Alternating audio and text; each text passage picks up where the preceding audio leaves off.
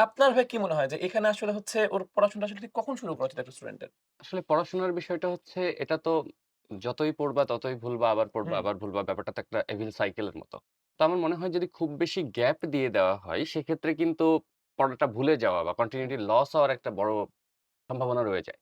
So আমার মনে হয় যদি খুব সম্ভব হয়, তো খুব বেশি সময় গ্যাপ না দিয়ে অন্তত নিজেকে সময় দেওয়ার জন্য ৭ থেকে ১০ দিন সময় নেওয়া। এর পরবর্তীতে আসলে শুরু করে দেওয়া উচিত। খুব বেশি সময় নিলে যেটা হয় আমি যে ফ্লো তে ছিলাম সেই ফ্লোটা হুট করে নষ্ট হয়ে যায়। রাইট। এবং হুট করে নষ্ট হয়ে যাওয়ার পর আমি যখন নিজেকে সময় দিয়ে নিজেকে স্টেবল করতে ৩ থেকে ৪ মাস সময় আসলে নিয়ে ফেলছি। হুম, হুম, হুম, এরপরে গিয়ে যখন আমি শুরু করতে গেছি, হুম, হুম, তখন আমার সামনে আসলে ২ টা প্রেশার তৈরি রাইট, হইছে। একটা প্রেশার তৈরি হইছে সোশ্যাল মিডিয়া ডিপ্রেশন। রাইট। সেটা হচ্ছে যারা পরীক্ষা দিয়ে ফেলছে হুম, ওদের সাথেই। সো হুম, হুম, ওদের বন্ধু-বান্ধব অলরেডি বিভিন্ন রাইট। বিশ্ববিদ্যালয়ে ভর্তি হয়ে গেছে। হুম, হুম। তো সোশ্যাল মিডিয়াতে যখন তারা ছবি পোস্ট করবে হ্যাঁ, ক্যাম্পাসের অনেকে তখন অনেকে চান্স পেয়ে হচ্ছে ঘুরতে গেছে। ঘুরতে গেছে সেই ট্যুরের ছবি পোস্ট করবে। এক্সাক্টলি অনেকে হচ্ছে তাদের ক্লাস হ্যাঁ, শুরু হয়ে গেছে ক্লাস ভার্সিটিতে।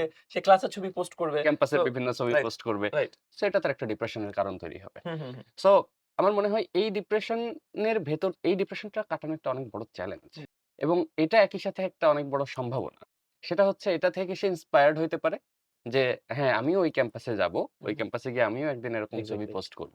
সেটা হচ্ছে তার জন্য এক অর্থে একটা ইন্সপিরেশন। সো হুম, হুম, এইটার জন্য এই ম্যানেজমেন্টের জন্য সে ৭ থেকে ১০ দিনের বেশি সময় নেওয়া আমার মনে হুম। হয় ওয়াইজ হবে না। সেক্ষেত্রে যত দ্রুত সম্ভব তত দ্রুত শুরু করাটাই ভালো। আ আমি রাতুল ভাইয়ের কথার পুরো ধরেই হচ্ছে তৌকির ভাইয়ের কাছে যাই।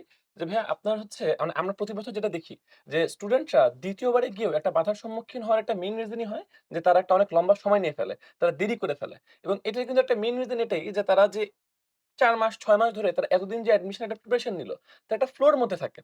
কিন্তু এই যখন একটা তারা আবার ২-৩ মাসের একটা ব্রেক নিয়ে নেয়, সেই ফ্লো থেকে যে বের হয়ে যাওয়া, হু, হু। এইটাই কি হচ্ছে তাদের আসলে মানে 2nd টাইম এর জন্য সবচেয়ে বড় চ্যালেঞ্জ না?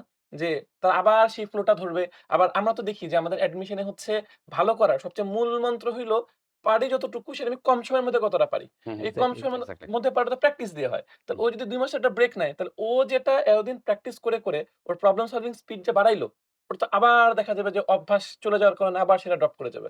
সো এইখান থেকে আসলে আপনার কি মনে হয় যে এই ফ্লো টা ধরে রাখা কতটা জরুরি? এটা একটু আমি রাতুল যেরকম বলতেছিল একটা হুম, হুম। সাইকেল টাইপ চলতে থাকে। রাইট, সো হ্যাঁ। আমাদেরও কিন্তু আমাদের human brain is hmm, like hmm, hmm. This actually যে রাইট। তুমি ব্রেইনকে যত বেশি ওয়ার্কেবল রাখবা, হুম, তোমার ব্রেইন তত এফিসিয়েন্সি দেখাবে। রাইট। তুমি যদি ওয়ার্কেবল না রাখো, হুম, হুম, হুম। তাহলে এফিসিয়েন্সি কিন্তু ফল করতে হুম, থাকে। হুম, হুম। দেখা গেছে আমি আগে ধরো ঢাকা ভার্সিটি বা যেকোনো ভার্সিটির ভর্তি পরীক্ষায় আমি হয়তোবা ১০ মিনিটে কথার কথা যে ১৫ টা এমসিকিউ আমি সলভ করতে পারতাম হুম, বা উদ্ভাসের বিভিন্ন পরীক্ষায়।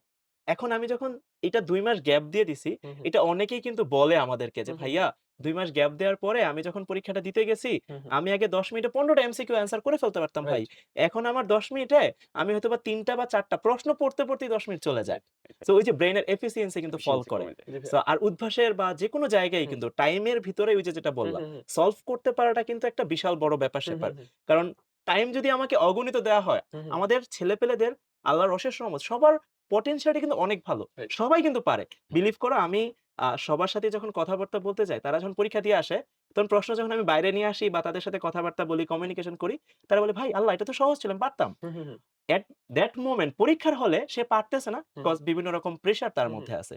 তার মানে কি? সে ওই প্রেশারটাকে যদি কাটায় উঠতে পারে, যেটা বারবার বলতেছি আমরা প্রপার একটা প্র্যাকটিসের ভিতরে হুম, থাকে, হুম। তাহলে ওইটা কিন্তু রিকভার করা সম্ভব। রাইট, পরীক্ষার হলেই সলভ করে আসা সম্ভব। রাইট। অ্যান্ড আমরা জানি সলভ কিন্তু পরীক্ষার হলেই করতে হবে। ইয়েস।